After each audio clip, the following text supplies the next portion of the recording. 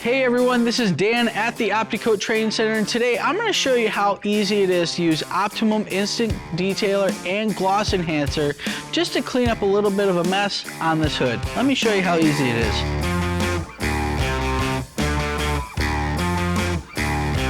As you can see here, we have a lot of really nice fingerprints. And we want to clean that up, and all it takes is a simple couple sprays, taking your towel and just lightly wiping over the surface here. And then we're going to flip over to a dry side. We're going to finish that up and leave it with a beautiful optimized shine.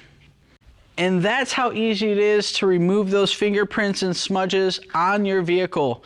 So what I'm going to do now is I'm going to go and take this product and give it to the owner of this vehicle so he can continue to do the same thing at every car show he takes it to. So all right guys, like, follow, and share, and I'll see you guys on the next video.